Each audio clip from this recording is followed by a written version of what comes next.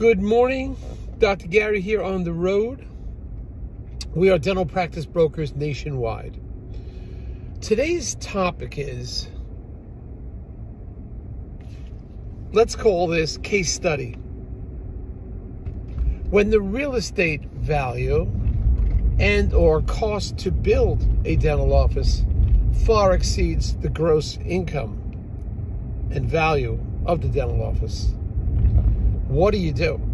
We've talked about this before, but each instant or each circumstance has peculiar and unique characteristics of it.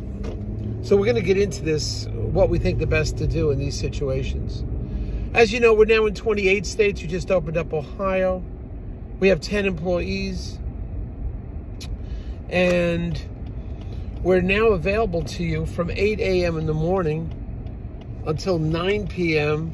in the evening every day, except Christmas and Easter. We will pick up the phone. Not only will we pick up the phone for new buyers and sellers, the ongoing deals that we have, and usually quite a few of them, we're able to facilitate the deals by staying in contact, by moving the deal forward. And that's one of the things we do. We watch all moving parts, and since we're in the middle, we could stay in touch with attorneys on both sides, buyers and sellers on both sides, everything. We can be the middle person. Now, secondly, the information you're about to hear is for entertainment purposes only. It's not legal or business advice. Our phone number is 201-663-0935.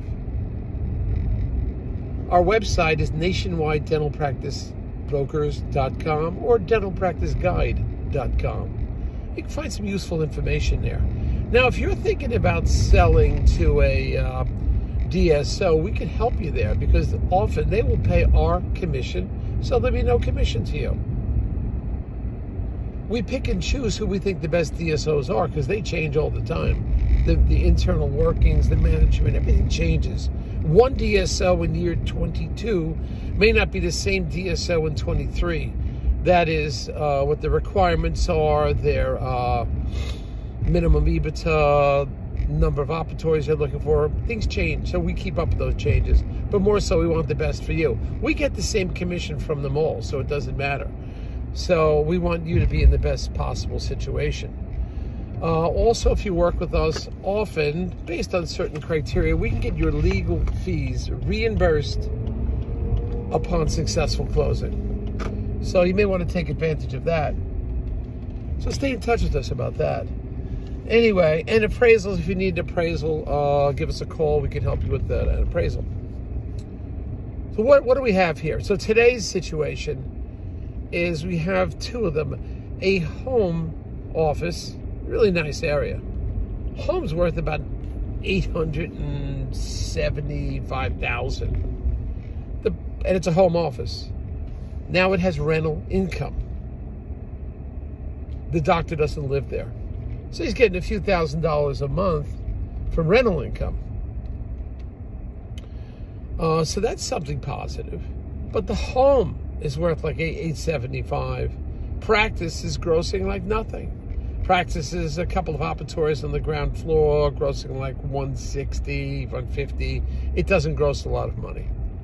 Now, under normal circumstances, you would say, now, wait a minute. And, of course, you've got to be aware of all the regulations with towns and living in a home office. You have to live there, and you got to check that. There's certain variances or grandfather clause, and your attorney will check that.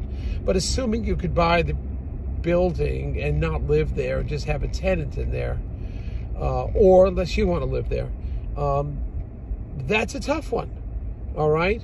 But you analyze the taxes and on the building, the taxes weren't that high on this piece of real estate that's worth $875,000. It's under $10,000, I think. So there's a possibility there that might meet your criteria, and with the increased income of the rental, maybe it would make sense for you if you wanted to buy a home and have your own, and the location's great, the parking's great. This is a possibility. But what you do is you put something like this, we put it on the market, advertise it, and if we don't think we're getting anywhere, we'll tell the doctor right ahead of time, sell the records, get out, sell it as a professional, professional home office, and see what happens there, and sell to any professional. Or you just sell it as a, as a home, private home, and somebody will just knock it, renovate the basement or the ground floor where the dental office is. Second one we have, someone did a build out, cost them about $800,000 for the build out. Gorgeous build out. Really, really nice build out. It was expensive. And that's how much, recently, in fact, after the pandemic, the prices went way up with inflation and everything. So something has to happen. It's going to happen with inflation. The cost of a dental office build out is very expensive. Now, I know the banks are doing up to $650,000 for a new build out now, nothing down. But, you have the situation that's kind of a risky. You build this beautiful office, you have a big note, and you're paying rent, you have no patience. I don't know, that's a risk you may not want to undertake. Whereas if you buy an existing office, you close the deal on Tuesday, you work on Wednesday. So, I mean, that's working out. So we have a situation now, you have a build out that was about $820, something like that. Practice grossing about $405,000. So you got a gross that's one half the cost of the build out. I mean, now the seller still owes money. There's a lot of money on that $825,000 build out. A lot of money, far more than the practice is going to be worth from a cash flow situation. On the other hand, the build out's finished, and that's what it costs to do the build out. It would probably cost the same or more now.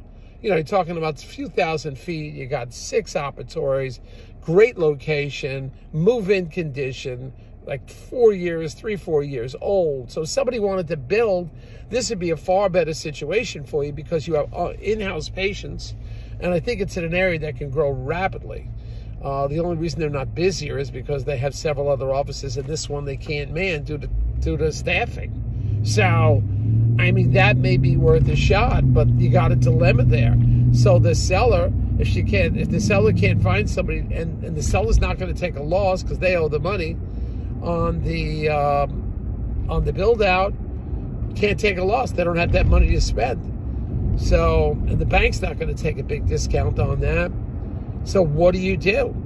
Well, the seller has to stick it out until the loan is paid down or they produce a lot more money, or the buyer takes a leap of faith and doesn't buy the practice based on cash flow, but buys the practice because it's a great location, it's a beautiful build out. They were ready to do a build out themselves.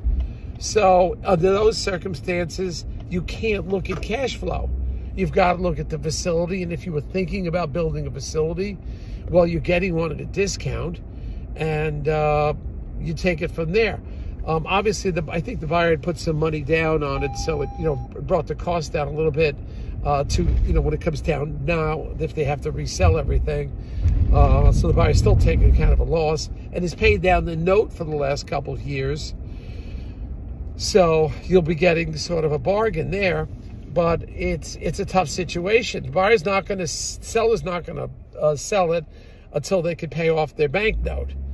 And is it worth it to you? You got to analyze the situation. You're getting a brand new walk-in facility in an outstanding area in a growth part of town, in one of the best areas of town, with high number of new patients. The seller simply can't manage it, can't get enough, clients, can't get enough employees to get in there.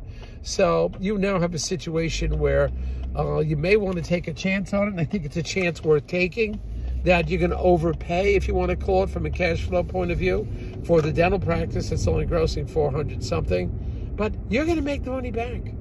Simple as that. You're going to make the money back. When you buy a building, when you buy a practice, this default rate is so little. This is my opinion, of course. You have to speak to your professionals.